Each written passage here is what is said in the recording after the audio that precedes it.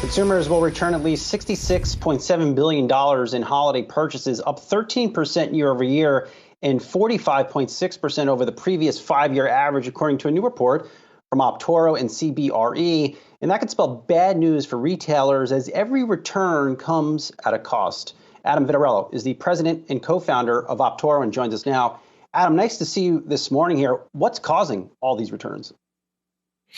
Good morning, Brian. Thanks for having me. Yeah, so the big cause of the returns is e-commerce. So we all like the convenience of being able to shop from home. But with that, you got to touch and feel those products. And maybe that, shirt that your mom got you or the present your uncle gave you for Christmas, isn't quite to your liking. And so you have to find a way to send it back. And it's, as you mentioned, there's going to be a record number of returns in 2021 as we've seen a growth in e-commerce. And you guys are processing a lot of these returns.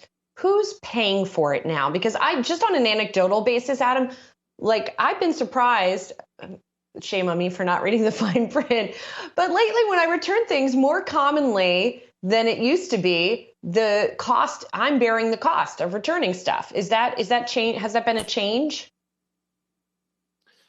Yeah, I think the short answer is we're all paying for it.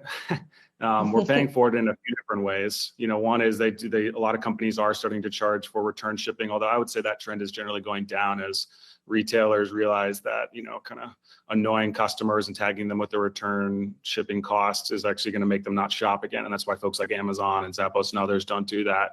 But more broadly, this incurs, I guess, two big costs that we all incur. The cost that this gets passed on to retailers, over $20 per return. And so they pass that along to consumers, and we all pay for having an inefficient returns process.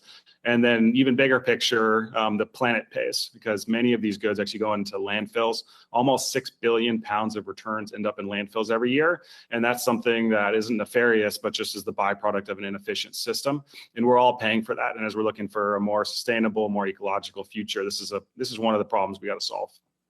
I think Julie got me a couple Xenia suits for the holiday season, all of which I will not be returning. I know those are very expensive. But who ultimately, this comes at a time where we're seeing massive supply chain bottlenecks here, Adam.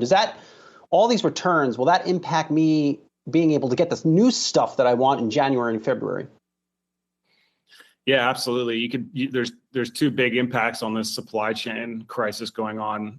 On one hand, it's going to exacerbate it, right? Because the Postal Service, the shipping carriers, they're now going to see an influx in returns, and right now is kind of the second peak, right? That's coming through as all these goods that were bought and being returned are now being shipped back. And so that's going to put a lot of pressure on supply chain.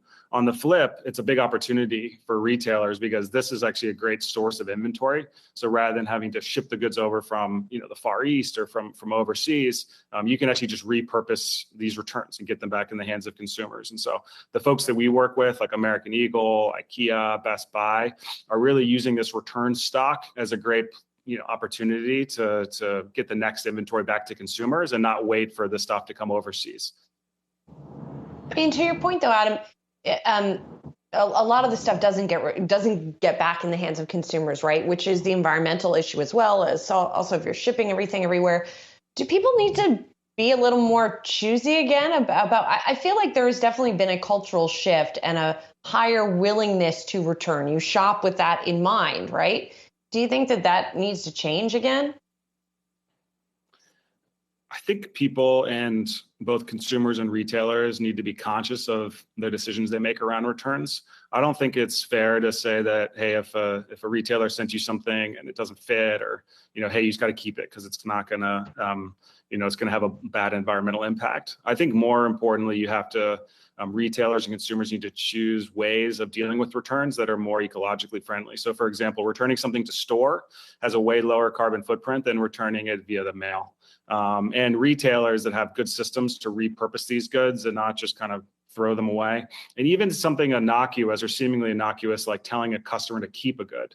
is actually really bad for the environment, because most customers, something like 70 to 80% of customers that are told to keep something, end up throwing it away. And so we would tell retailers, rather than do that, let them return in store where it's really cheap and then repurpose it right from there. So we all need to be conscious about doing the most environmentally friendly option. And for example, Amazon actually shows you when you go to return it, hey, this is the most sustainable option to return it to store. We think innovations like that are really going to drive better customer behavior. Good advice there. Adam Vitarello, president and co-founder of Optoro. Good to see you. We'll check back with you soon.